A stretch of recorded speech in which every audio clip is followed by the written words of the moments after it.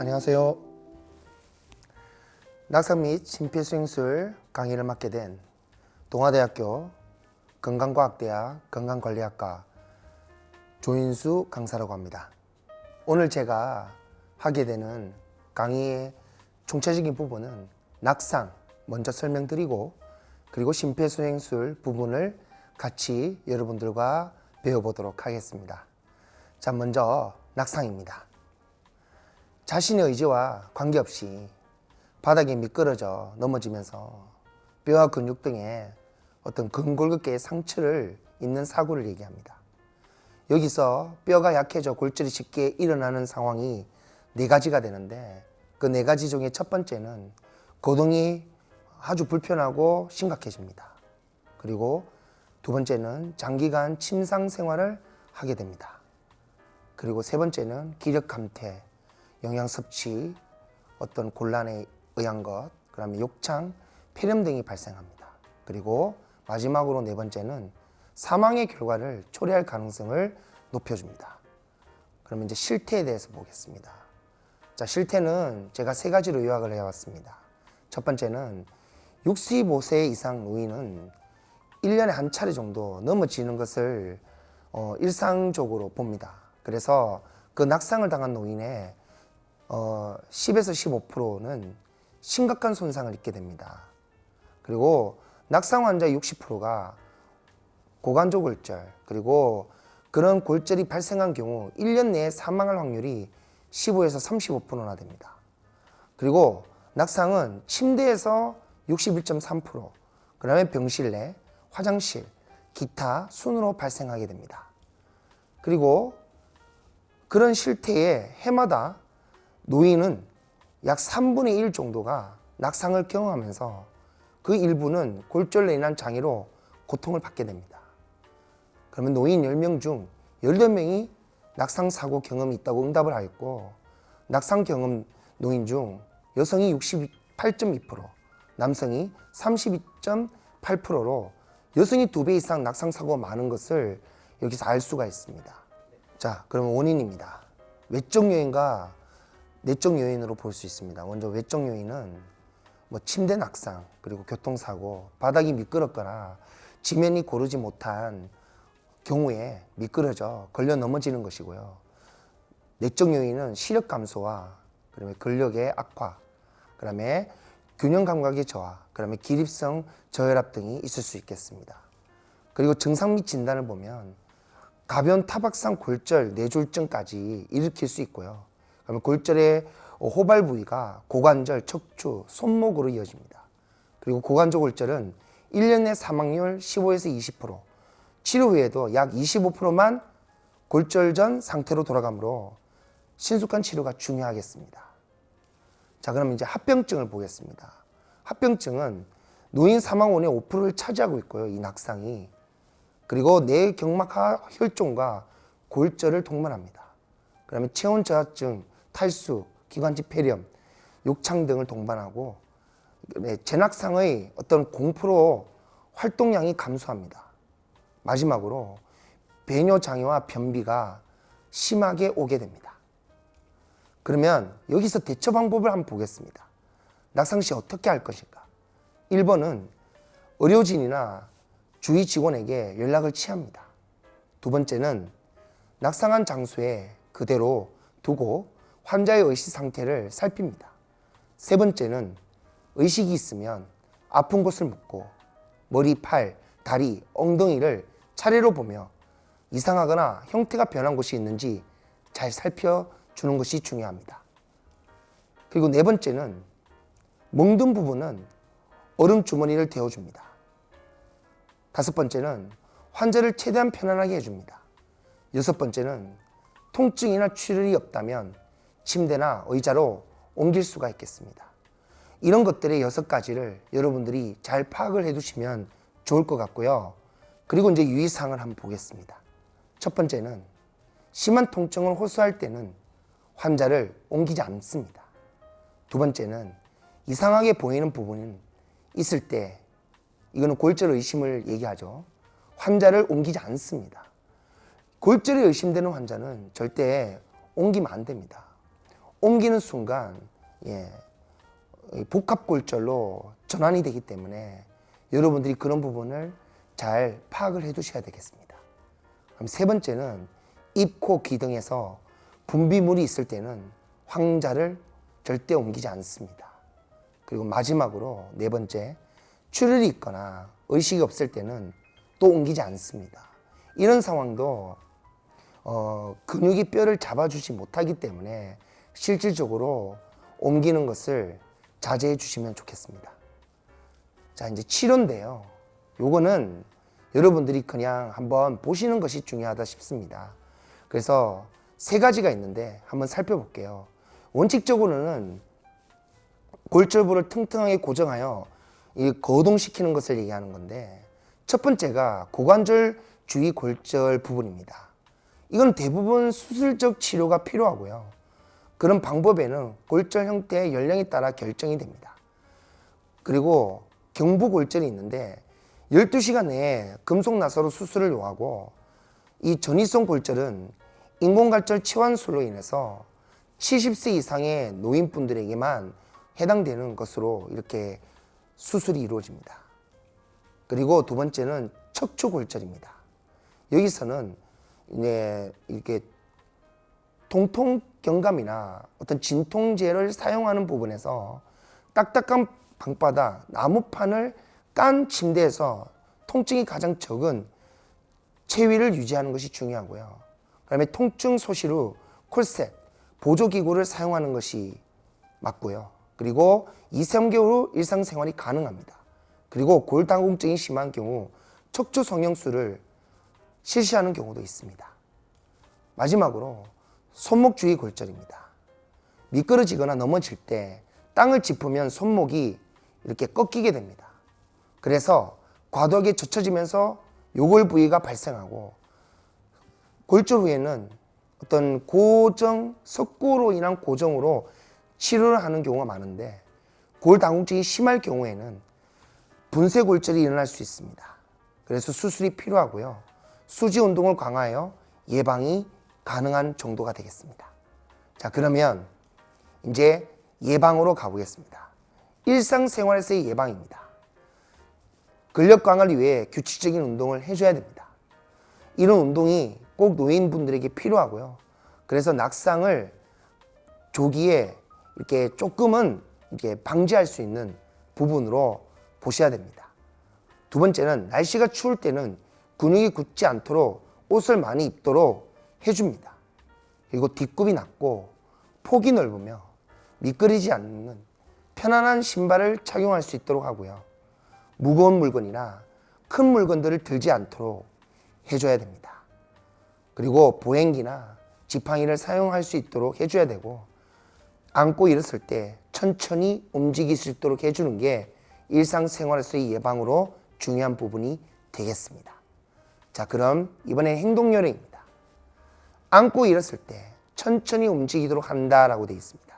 특히 어떤 고혈압 환자나 심혈관 질환을 앓고 있는 경우에는 갑자기 빨리 움직이는 것은 어지럼증을 유발할 수가 있습니다. 그렇기 때문에 이런 행동 요령이 필요하고요. 두 번째는 노인은 무거운 물건이나 큰 물건을 들지 않도록 해야 됩니다. 이렇게 되면 균형을 잡기 힘들어지기 때문입니다. 어지러움, 두통을 일으킬 수 있는 안정제, 고래암 약물, 그런 어떤 낙상이 더 잘 일어날 수 있으므로 복용하고 있는 약물 중 그런 약물이 있는지를 확인하고요. 평형장애가 있는 사람은 아주 적은 알코올에도 많은 장애를 받을 수 있으므로 술을 절제하는 것도 방법이 되겠습니다. 이런 행동 요령들을 조금 알아두신다면 미리 예방을 할 수 있는 부분이 생길 수가 있겠죠. 자, 그러면 낙상 예방을 방지하기 위해서 이제 부분적으로 한번 살펴보겠습니다. 먼저 침상했습니다. 침상 안정 중에는 양쪽 난간을 항상 올리고 침상 난간 사이로 내려오지 않도록 하는 것이 중요하고요. 그럼 침상에 서거나 옷을 갈아입는 등의 위험한 행동을 하지 않습니다.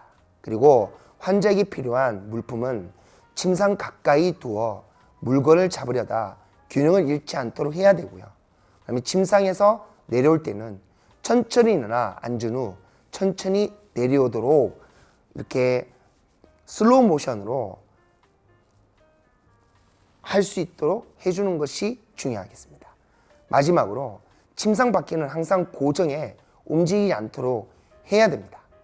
자, 그러면 이번에는 이동실을 보겠습니다. 발에 맞는 신발을 신도록 하고요. 지팡이나 워커는 환자에게 맞는 높이로 사용합니다. 그리고 침상 주변의 가구나 전기선 등의 물건으로 걸려 넘어지지 않도록 치우고요. 수면 전 화장실을 다녀오도록 하고, 그 다음에 휠체어 이용 시에 안전벨트를 착용하고요. 정지 시에는 바퀴를 고정시켜야 되겠습니다. 자, 그러면 이번에는 안전한 환경을 보겠습니다.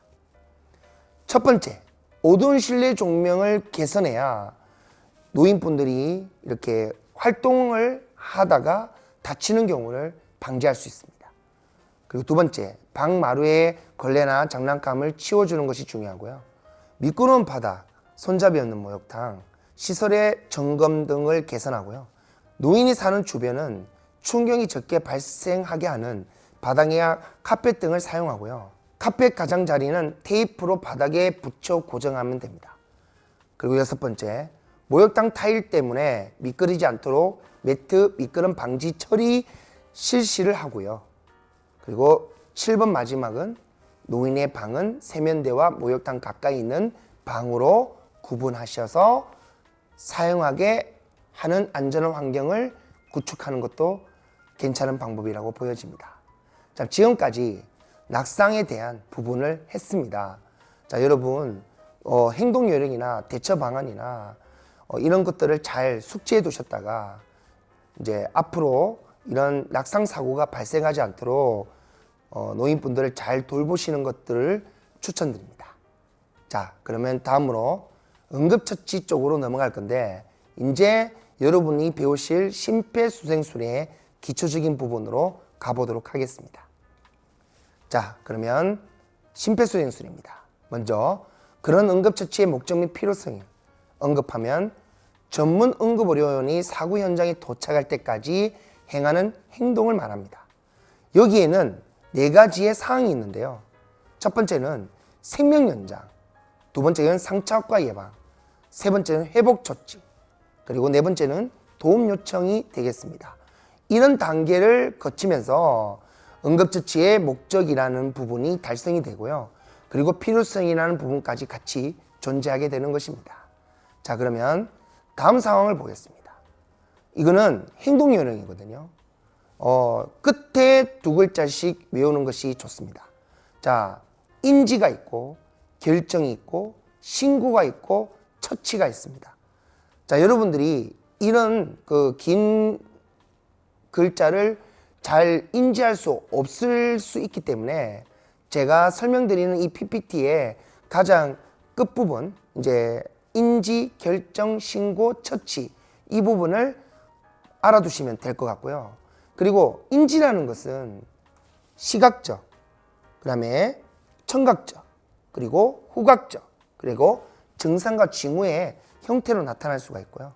결정은, 자, 내가 응급처치를 지금 해야 되는데 빨리 해줘야 되는 결정, 그리고 119에 신고해야 되는지에 대한 망설임 없는 행동에 대한 결정을 하신 후에 119에 신고합니다. 근데 여러분, 119에 신고할 때 가장 중요한 두 가지가 있습니다. 첫 번째는 저를 잘 봅니다.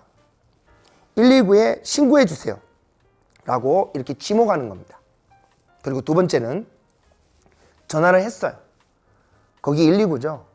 여기 지금 어느 아파트 몇 동 몇 호에 지금 저희 집인데요. 아버지가 쓰러졌었어요. 지금 상태가 안 좋으니까 빨리 여기로 와주세요.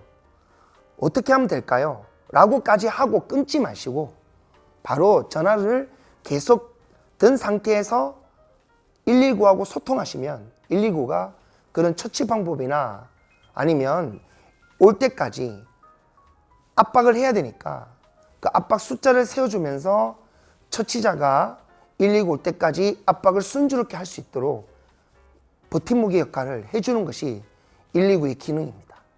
그리고 마지막으로 적절한 응급처치가 있는데 이게 이제 심폐소생술에 대한 부분이 되겠죠. 자, 그러면 다음 표로 넘어갑니다. 선한 사마리아인 법입니다. 먼저 정의를 보겠습니다.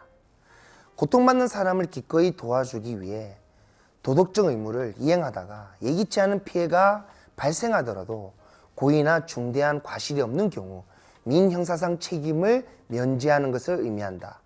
자, 여기서 여러분들이 PPT 화면에 나오지 않지만 응급의료에 관한 법률이라는 게 있습니다. 거기에 제5조 2항에 뭐라고 되어 있냐면 선의의 응급치료에 대한 면책 규정이라고 되어 있어서 응급처치자를 보호하는 제도를 마련해 놓고 있습니다. 그래서 한번 그 적용되는 범위를 한번 살펴보면 생명이 위급한 상황에서 행동해야 되고요. 올바른 신념에 따라 행동을 해야 되고 보상을 바라지 않고 행동을 해야 되고 악의에 찬 행위 또는 지나친 과실을 범하지 않았을 때 법이 적용되는 경우에 해당이 되겠습니다. 특히 악의에 찬 행위라는 것은 어떤 범죄에 악용될 소지가 있거나 그리고 일부러 그 사람을 잘못되게 하는 경우에 어떤 응급처치를 실시한다고 봤을 때 해당되므로 선의와 구분이 되는 명칭이라고 보시면 되겠습니다. 자, 그러면 이렇게 나오잖아요. 자, 그러면 여러분들이 구조자를 보호해주는 법이 없다면 심폐소생술을 적극적으로 해줄 수가 없겠죠. 그래서 이런 법률이 벌써 13년 전에 탄생을 했고 그 제정이 되어서 시행이 되고 있습니다. 자, 그러면 이제 그런 선한 사마리아인 법이 어떻게 연결이 되는지를 한번 살펴보겠습니다. 자, 아까 제가 말한 그 네 가지가 이렇게 둘레를 형성하면서 있는 지금 표를 이렇게 보고 계십니다. 그러면 여기서 이런 네 가지 상황이 선한 사마리안 법을 만들었고 그리고 이런 상황이 대처를 할 수 있는 보호를 받을 수 있는 그런 행동적인 요인이 된다는 것을 여러분들이 잘 아셨으면 좋겠습니다. 행동 단계가 있었습니다. 네 가지. 인지, 결정, 신고, 시행이라고 있었어요. 자, 이 부분에 우리가 좀 더 간략하게 이렇게 이제 영어로 설명되어져 있는 부분이 있습니다. 이게 체크, 콜, 케어라는 부분인데 같이 적용하시면 돼요. 대신 앞에 거를 적용하셔도 되고 지금 이거를 적용하셔서 여러분들이 응급 상황에 대처하시면 됩니다. 현장 조사, 119 신고, 처치 및 도움이 있습니다. 자, 현장 조사는 뭐냐? 현장이 안전해야 처치자가 환자를 도와줄 수 있는 환경을 제공하는 부분입니다. 그리고 신고는 반드시 신고를 해야 되는 거고요. 그다음에 처치 및 도움은 119가 올 때까지 도움을 주는 행위를 얘기합니다. 자, 그러면 다음 단계로 넘어가겠습니다. 119 신고요령 4단계입니다. 4가지가 있는데 즉시 전화한다. 그리고 상담원에게 필수적인 정보를 주고 상담원의 질문에 대답한다. 그리고 상담원이 전화를 끊을 때까지 전화를 끊지 않는다. 그리고 전화를 걸고 난 후 즉시 환자 처치를 계속한다. 이렇게 4가지로 볼 수 있는데 여기서 3번이 가장 중요합니다. 제가 아까 앞에 설명을 했죠. 전화를 먼저 끊으면 안 된다.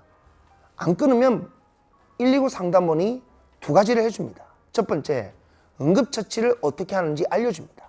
그리고 2번째는 압박 숫자를 계속적으로 세워줘서 처치자가 힘들지 않게끔 119 올 때까지 견딜 수 있게끔 그렇게 해준다고 제가 아까 말씀드렸습니다. 자, 그럼 필수적으로 알려줘야 할 사항입니다.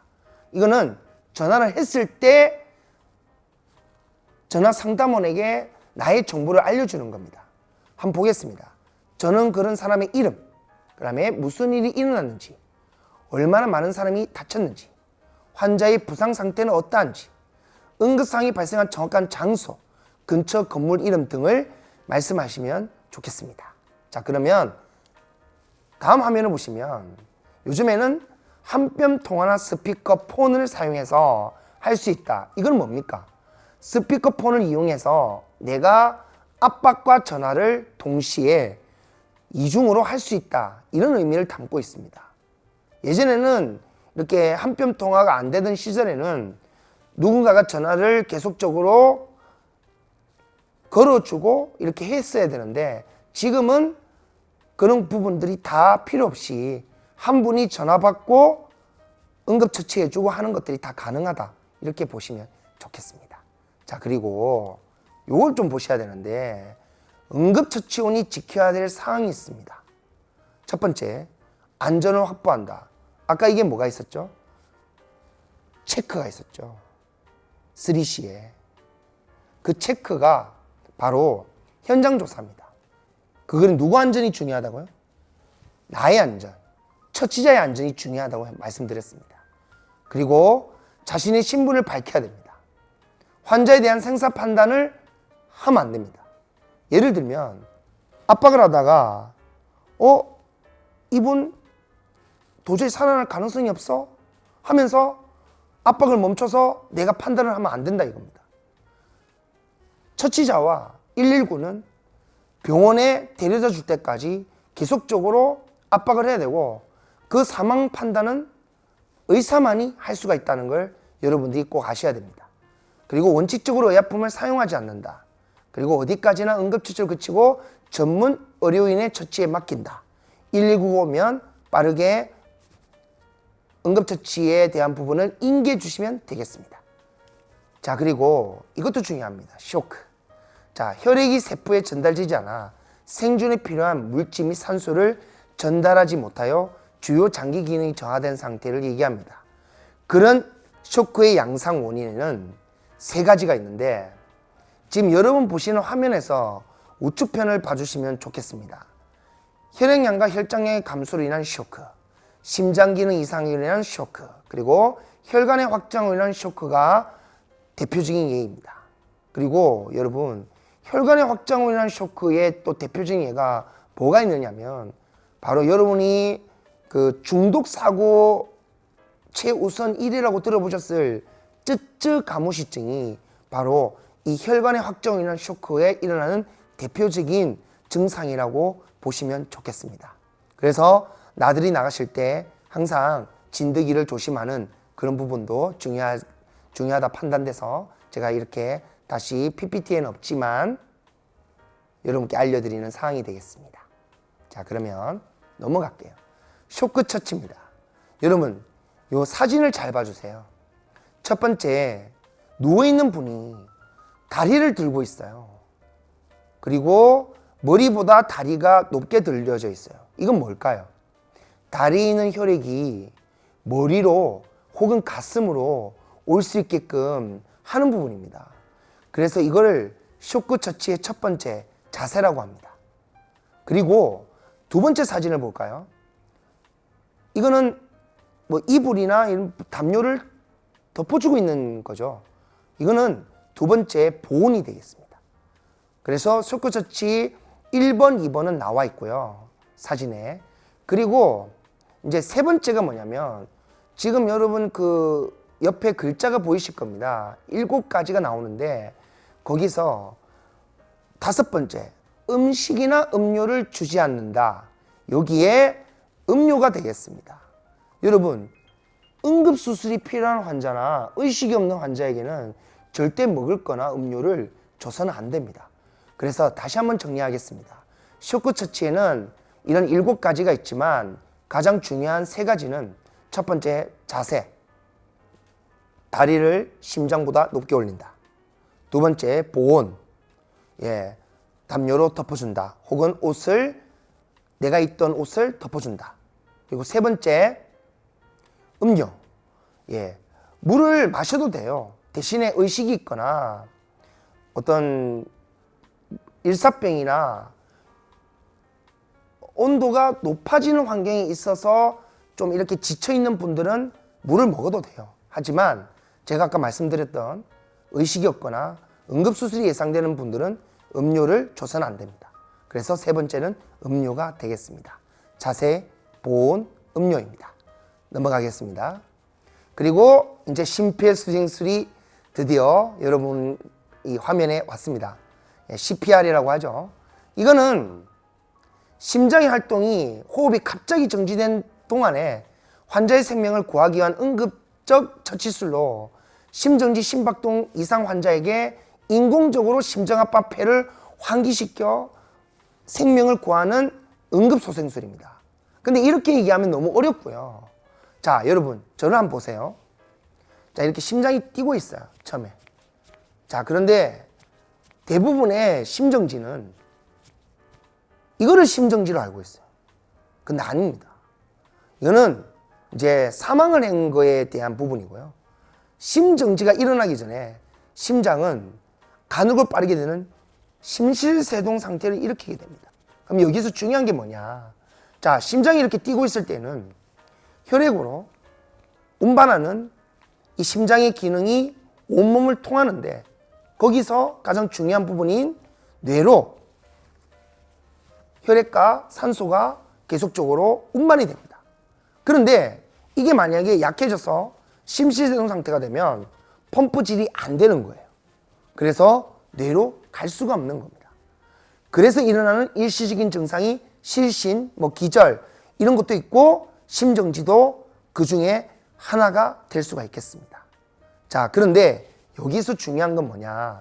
자, 이 상태를 너무 오래 지속하게 하면 이렇게 멈춰진 심장이 될 수 있기 때문에 멈추기 전에 혹은 뇌세포가 파괴되기 전에 어떻게 해야 된다? 압박을 해줘야 된다 라는 것이 두 번째 나오는 심정지 적어도 3, 4분 이내에는 실시, 6분이 경과하면 사망 단계 CPR 효과가 떨어진다고 되어 있습니다. 자, 그럼 다음 화면을 보시면 이렇게 잘 나와 있습니다. 자, 그리고 이거는 5분 안에 해야 된다고 이 화면은 되어 있지만 그보다 더 빠르게 하는 것이 중요합니다. 왜? 다음 표를 보면 여러분들이 알 수가 있어요. 이렇게 보시면 자, 1분, 2분 때는 어떻습니까? 소생률이 90% 가까이 됩니다. 그런데 3분이 경과하면 75%, 4분이 경과하면 50%입니다. 그래서 골든타임을 4분으로 보는 겁니다. 그리고 5분이 지나면 25% 밑으로 떨어지기 때문에 결국 119는 5분 안에 올 수 없다. 그 올 수 없는 부분 때문에 뭘 해줘야 된다? 압박을 해주는 심폐소생술이 반드시 필요하다라고 볼 수가 있겠습니다. 자, 그 옆에 있잖아요. 설명이 시간이 경과할수록 소생률 감소, 그다음에 빨리 시행할수록 소생률 증가 이렇게 나와 있잖아요. 자, 이 표는 여러분들이 한번 참고를 해 주셔야 되는 부분 같습니다. 자, 그리고 다음 페이지. 이것도 중요한데요. 심정지 환자를 평가하는 부분인데 잘 보셔야 됩니다. 축 늘어져 있습니다. 그리고 두 번째, 호흡을 비정상적으로 합니다. 이렇게 합니다. 잘 보세요. 이렇게. 예. 그래서 이것도 심실세동 상태에서 하는 반응 중에 하나가 됩니다. 그리고 세 번째는 쓰러진 뒤 짧게 경련합니다. 이렇게 합니다. 꼭 뇌전증 환자처럼 하는 경우가 있습니다. 그런데 여러분 알아두셔야 될 것은 짧게 반응한다는 거지 뇌전증 환자처럼 길게 반응하지는 않습니다. 떨림이. 그런 부분을 알아두셔야 좋겠습니다. 그러면 이게 왜 뇌로 가는 것이 중요하냐, 펌프질이. 여러분 이 화면 보세요. 자, 압박을 눌렀어요.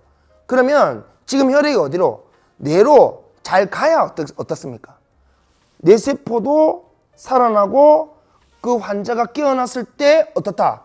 정상적인 생활을 영위할 수 있다. 이렇게 보시면 되겠고요. 그리고 이번에 바뀐 생존 사슬도 제가 이렇게 가져와 봤는데요. 한번 보시면 요거 중요합니다. 제가 제일 중요하다고 말씀드렸던 거는 지금 이 부분을 여러분께 조금 더 강조해서 말씀드리도록 하겠습니다. 자, 먼저 인지 및 구조 요청입니다. 두 번째는 목격자 심폐소생술입니다. 세 번째는 제세동입니다. 네 번째는 전문 소생술입니다.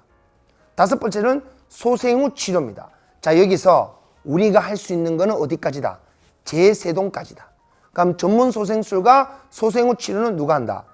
전문 응급 의료 요원들이 하는 겁니다. 그러면 여기 전에 제세동까지 하기 전에 환자가 깨어난다면 그만큼 그 환자는 어떨 확률? 정상적인 생활을 영위할 확률이 그만큼 높아진다. 이렇게 보시면 될 것 같습니다. 그래서 그 밑에 지금 나와 있는 하트 모양이잖아요. 내용들이 나오는 거예요. 왜 그런 생존 사슬을 구성했는지. 자, 그런 환경이 중요하다는 거고, 그래서 예방과 교육이 따라오면서 심장정지 치료 체계나 질 높은 의료 기술의 활동이 이루어진다. 이렇게 보시면 좋을 것 같습니다. 그래서 연관성이 있다. 그리고 연계가 되어 있다. 그리고 사슬로 구성된다. 이렇게 보시면 될 것 같습니다. 자, 그러면 지금부터는 이제 여러분들과 함께 행동을 어떻게 하는지를 살펴보도록 하겠습니다. 자, 반응 확인입니다. 자, 먼저 환자의 어깨를 두드리며 괜찮으세요? 라고 큰 소리로 불러 반응을 합니다. 환자의 머리와 목이 흔들리지 않게 주의합니다. 이건 무슨 말입니까? 어깨를 가볍게 두드리라는 얘기예요. 근데 여러분 이것도요, 너무 급한 나머지 뺨을 때리는 분들이 계세요. 뺨을 때리면 안 됩니다. 왜? 견축 손상이 올 수 있기 때문에 뺨을 때리지 말고 반드시 어깨를 두드리는 것이 중요하겠다라고 보여집니다. 자, 그리고 두 번째는 도움 요청 및 호흡 확인입니다. 저를 잘 보시기 바랍니다. 자, 이렇게 합니다. 자, 주위에 사람이 있다고 가정을 하면, 자, 저기 노란색 옷 입으신 분 119에 신고해 주시고, 저기 빨간색 옷 입으신 분 자동 심장 충격기 가져와 주세요. 라고 정확하게 지목을 해야 됩니다.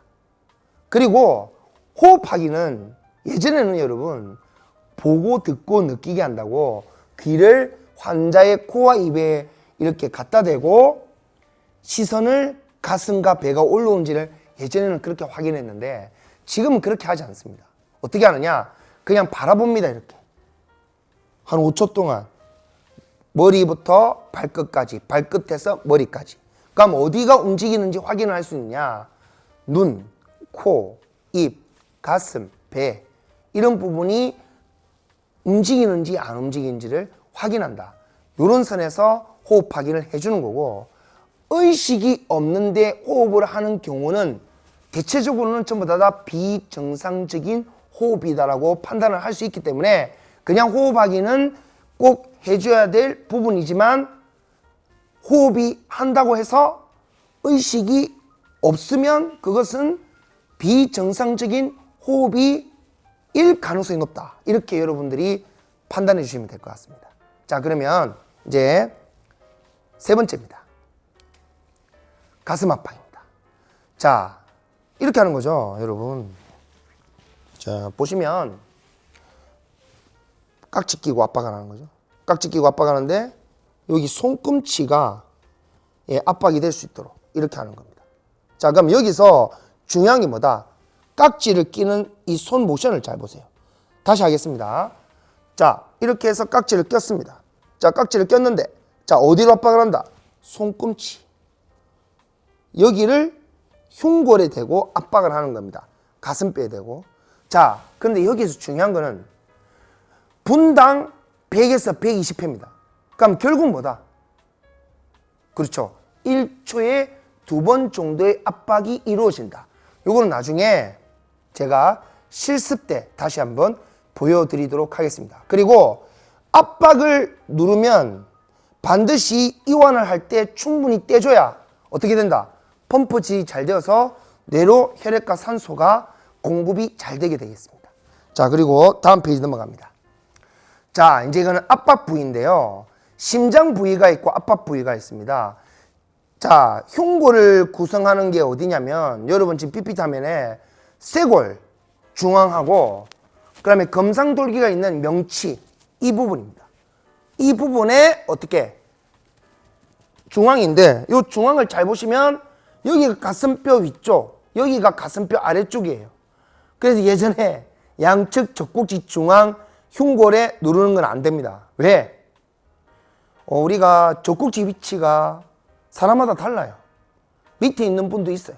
그러면 어떻다?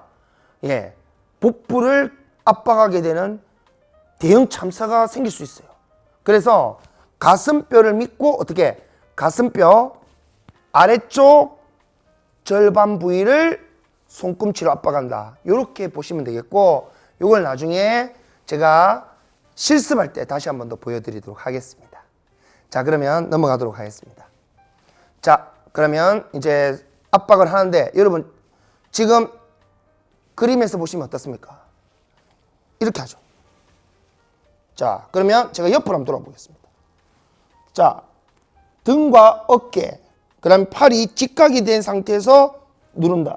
환자 얼굴이 여기 있으면 환자 얼굴을 이렇게 보면서 누른다. 이렇게 보시면 될 것 같아요. 자, 그래서 자세를 보실 때 팔과 등과 어깨가 직각이 되느냐가 굉장히 중요한 요소가 될 수가 있겠습니다. 그러니까 뭐를 하면 안 된다는 얘기예요, 여러분. 이렇게 하시면 안 된다.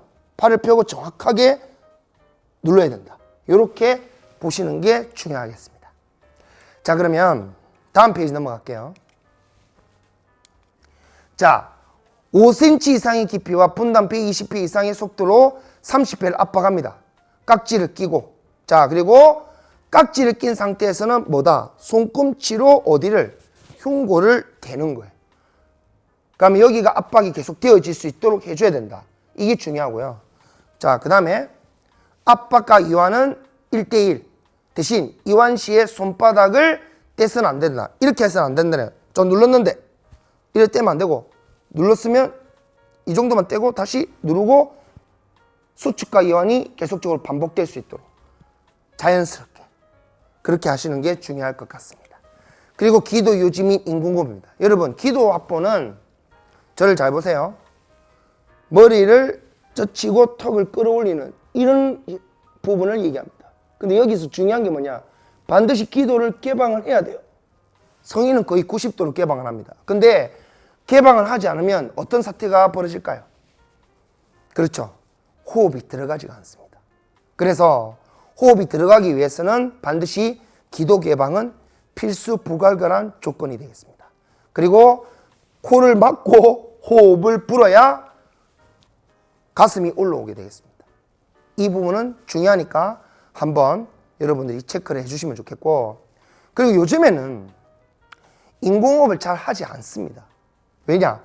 가슴 압박 소생술이라고 하는 부분이 있기 때문에 압박만 했어도 환자를 충분히 살릴 수 있다고 판단을 해서 요즘에는 가슴 압박이 더 중요한 부분으로 대세가 되어 있지만, 여러분들은 그래도 기도 확보, 인공호흡이 이렇다는 것은 꼭 알아두시면 좋겠습니다. 자, 다음은 기도 폐쇄. 자, 혀가 말리는 것이 펴지는 그런 그림입니다. 그래서 이런 것들이 이제 자연스럽게 이루어지면 좋고요. 그리고 심폐소생술. 전체적으로 30대 2, 압박 30번, 호흡 2번 이렇게 이루어지고, 가장 중요한 지금 밑에 빨간 글씨로 되어 있는 이 부분을 좀 참고해 주시면 되겠는데, 인공호흡은 10초 이내로 압박 중지 시간을 짧게 한다고 되어 있습니다. 그러니까 무슨 말이냐? 보세요. 30, 하나, 둘, 셋, 넷, 다섯, 여섯, 일곱, 여덟, 아홉. 제가 지금 10초 안에 들어왔죠. 그래서 호흡 2번 하고 다시 압박을 가는 시간까지 10초 이내가 돼야 된다. 이게 중요한 포인트가 되겠습니다. 그리고 위에 보시면 있잖아요. 가슴 압박 소생술 CPR만 시행할 수 있다. 예. 어떨 경우에? 일반 시민의 경우에, 인공호흡을 꺼려는 경우에, 그리고 압박만 이렇게 할 수 있는 경우에 수에서 여러분들이 판단을 해서 하시면 될 것 같습니다. 자, 그리고 다음은 회복 자세인데, 요거는 세 가지의 경우가 있지만 이 세 가지의 경우를 어떻게 제가 다음 PPT 화면에서 보여드리도록 하겠습니다. 자, 여기 보시면, 여러분 보시면 이렇게 되죠. 하나, 둘, 자, 셋, 넷. 이렇게 되는 거예요. 그래서 옆으로 환자를 넘겨주는 건데, 이거는 뭐다? 환자가 의식에서 깨어났을 때 회복 자세를 취해주는 방법이 되겠습니다. 자, 그러면 넘어갑니다. 자동 제세동기 사용. 여러분 이렇게 자동 제세동기는 이렇게 그 보관함이 있고요. 그 보관함 위에는 이렇게 사이렌이 있습니다. 그래서 문을 열면 이렇게 사이렌 소리가 나게 되고요. 그리고 그 위급한 환자가 생겼기 때문에 지금 자동 심장 충격기를 사용한다. 이렇게 되는데 지금 이 PPT 화면에는 자동 제세동기라 되어 있지만 실제는 자동 심장 충격기도 같이 용어를 사용하고 있다. 이렇게 보시면 좋겠습니다.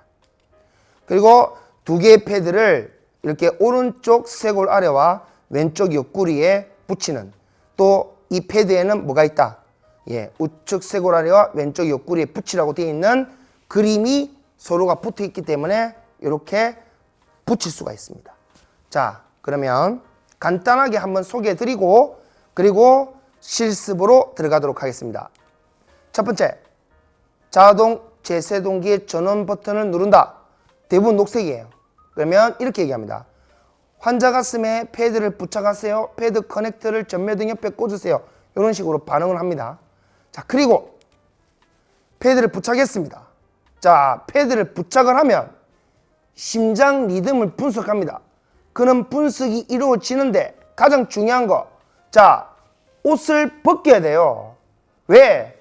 그 빨간 부분에 나와 있잖아요. 환자 가슴에 이물이나 물기가 있으면 제거 후 부착한다 라고 되어 있잖아요. 그런 부분 살펴보시고요. 그리고 심장 리듬을 분석하는데 제세동이 필요합니다 라고 하면 어떻게 됩니까? 그렇죠. 이 사람은 지금 심정지 환자인 거예요. 근데 제세동이 필요하지 않습니다 라고 얘기할 수 있어요. 그럼 이 친구는 제세동을 안 해요. 버튼 누르라고 안 한다고요. 대신 나는 심폐소생술을 실시해야 됩니다. 왜? 자동 심장 충격기, 자동 제세동기는 뭐를 파악하는 거다?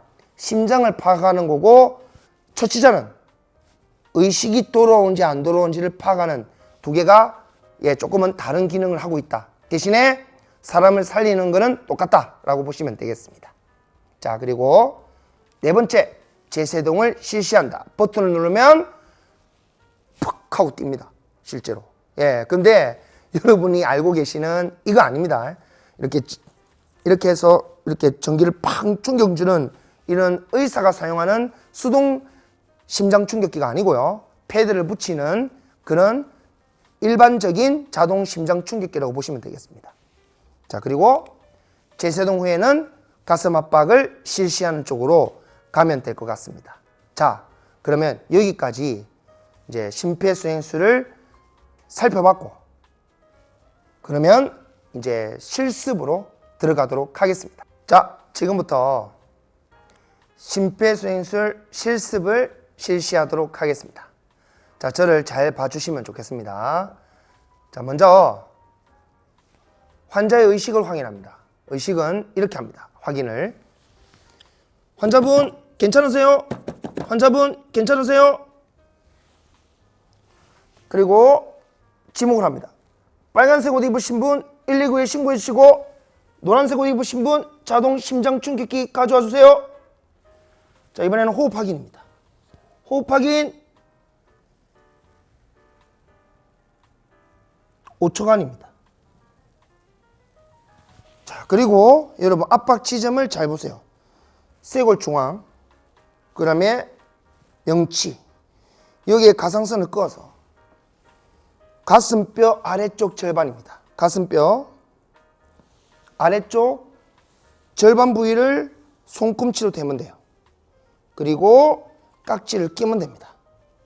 단 깍지는 어느 손으로 위로 올리든 아래로 하든 상관이 없겠습니다. 자, 이제 환자분을 보면서 압박을 시작하겠습니다. 시작. 하나, 둘, 셋, 넷, 다섯, 여섯, 일곱, 여덟, 아홉, 열. 하나, 둘, 셋, 넷, 다섯, 여섯, 일곱, 여덟, 아홉, 스물. 하나, 둘, 셋, 넷, 다섯, 여섯, 일곱, 여덟, 아홉, 서른. 자, 10초 이내에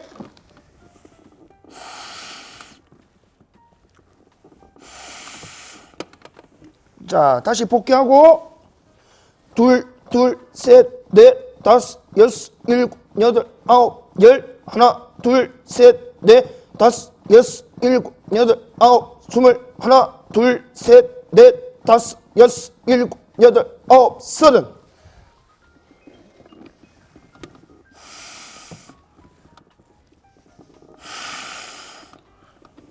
이렇게 계속적으로 연속을 하시든지 아니면 호흡을 안 할 경우에 가슴 압박 소생술로 실시해도 됩니다. 그러면 호흡이 만약에 내가 할 수가 없고 혹시 내가 모르는 상황이다. 그러면 바로 가슴 압박 소생술로 갑니다. 하나, 둘, 셋, 넷, 다섯, 여섯, 일곱, 여덟, 아홉, 열. 하나, 둘, 셋, 넷, 다섯, 여섯, 일곱, 여덟, 아홉, 스물. 하나, 둘, 셋, 넷, 다섯, 여섯, 일곱, 여덟, 아홉, 서른. 하나, 둘, 셋, 넷, 다섯, 여섯, 일곱, 여덟, 아홉, 마흔. 하나, 둘, 셋, 넷, 다섯, 여섯, 일곱, 여덟, 아홉, 50. 이런 식으로 계속 가는 걸 얘기합니다. 그러면 자, 여러분, 지금까지는 심폐소생술이라는 부분을 살펴봤어요. 근데 자동 심장 충격기가 도착할 수 있어요. 그럼 자동 심장 충격기가 도착을 하면 자, 이렇게 자동 심장 충격기를 받았어요. 내 혼자 있을 경우에는 내가 다 설치하고 어떻게 압박도 해야 됩니다. 그리고 충격 버튼도 눌러야 되고. 근데 도와줄 분이 있으면 그 도움을 주는 사람한테 압박을 좀 도와달라고 하고 내가 자동 심장 충격기를 사용하면 되는 겁니다. 자, 그러면 그 부분을 하기 전에 자동 심장 충격기를 어떻게 사용하는지에 대한 부분을 먼저 한번 해보도록 하겠습니다. 자, 이걸 한번 열어볼게요.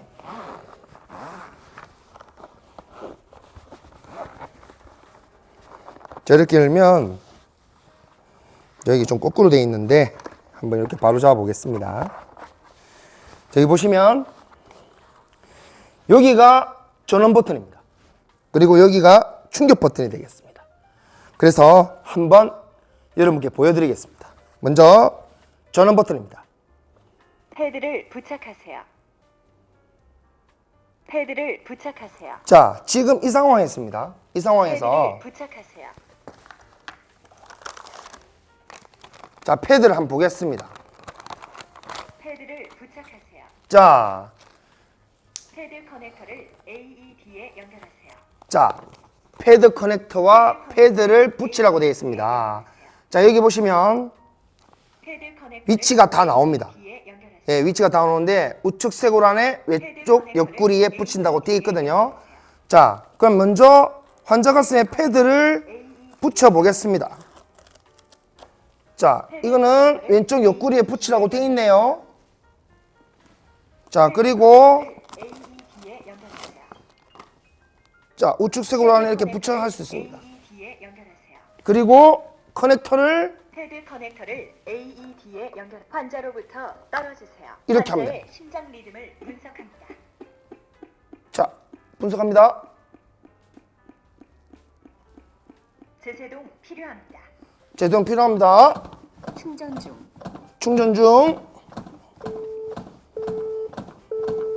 환자로부터 떨어지세요. 자, 환자분 떨어지세요.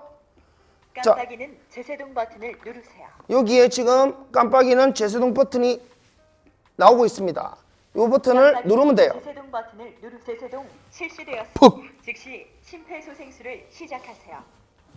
둘, 셋, 넷, 다섯, 여섯.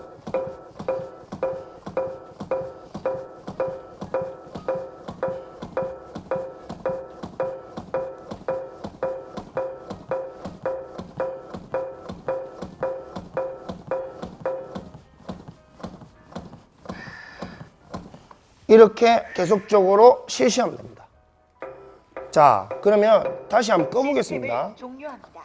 자, 여러분, 잘 보이기 위해서 제가 한번 보여드릴게요. 자, 여기 보이실지 모르겠는데, 자, 이렇게 보시면 우측 쇄골 아래 왼쪽 옆구리에 이렇게 붙입니다. 그리고 커넥터는 실질적으로 이렇게 붙여져 있는 경우도 있고요. 아니면 이렇게 꼽아야 되는 커넥터가 있는 자동 심장 충격기가 있을 수도 있다. 이렇게 여러분들 알고 계셔야 됩니다. 그러면 이 커넥터가 꼽혀 있는 상황에서는 뭐다? 패드만 부착하면 바로 분석이 실시가 되고요. 그리고 커넥터가 뽑혀 있는 경우에는 뭐다? 패드부터 붙이고 커넥터를 연결하면 어떻게 된다? 그렇죠. 분석이 시작이 됩니다. 자, 그런데 여기서 여러분께 잘 보여드리기 위해서 아까 자동 심장 충격기를 앞으로 놨지만 사실은 환자 머리 위에 자동 심장 충격기를 놓아야 되기 때문에 제가 지금부터 쭉 보여드리도록 하겠습니다. 풀 버전으로.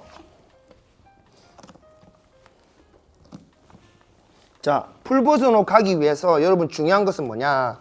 바로 재세동하고 나서 2분 동안 계속적으로 압박한 이후에 또다시 뭘 해야 된다?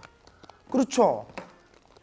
충격을 판단할 수 있습니다. 그 충격을 판단하는 게 2분 안에 판단이 돼요.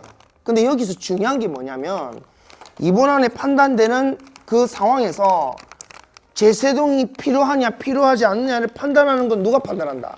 바로 이 자동 재세동기, 자동 심장 충격기가 판단을 한다는 것입니다. 자, 그래서 지금부터 풀 버전으로 보여드리는데 이 자동 심장 충격기 부분이 30번 압박, 호흡 2번으로 되어 있는 부분이기 때문에 지금부터는 제가 풀 버전으로 보여드리도록 하겠습니다. 환자분 괜찮으세요? 환자분 괜찮으세요? 빨간색 옷 입으신 분 119에 신고해 주시고 노란색 옷 입으신 분 자동 심장 충격기 가져와 주세요. 호흡 확인.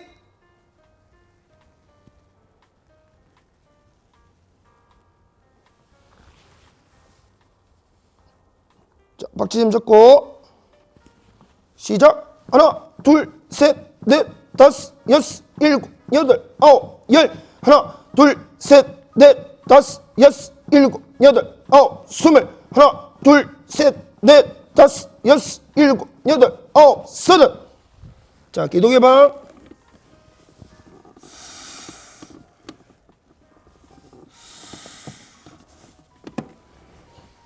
지나고 둘, 셋, 넷, 다섯, 여섯, 일곱, 여덟, 아홉, 열. 하나, 둘, 셋, 넷, 다섯, 여섯, 일곱, 여덟. 자, 갑자기 자동 심장 충격기 도착합니다. 자동 심장 충격기 도착했습니다. 먼저 빨리 온 버튼 누릅니다. 패드를 부착하세요. 패드를 부착하세요. 자, 패드를 부착하세요. 패드를 부착하세요. 계속적으로 알려주죠. 패드를 부착이라고. 우측색으로 아래 거를 먼저 이렇게 부착해 줍니다. 패드를 부착하세요. 원래 이러는 동안에 압박은 계속되어야 됩니다. 패드를 AED에 연결하세요.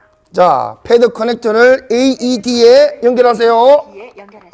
환자로부터 떨어지세요. 환자의 심장 리듬을 분석합니다.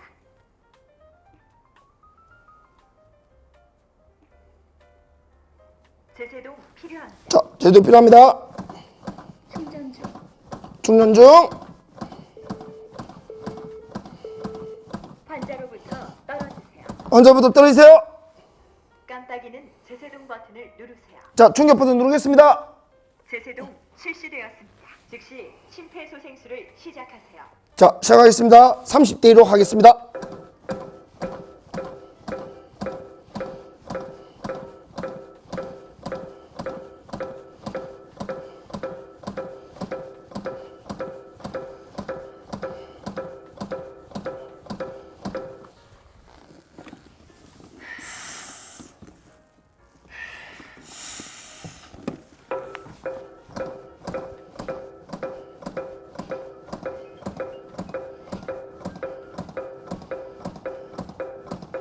지금은 제가 자동 재세동기 리듬에 맞춰서 하고 있는 겁니다.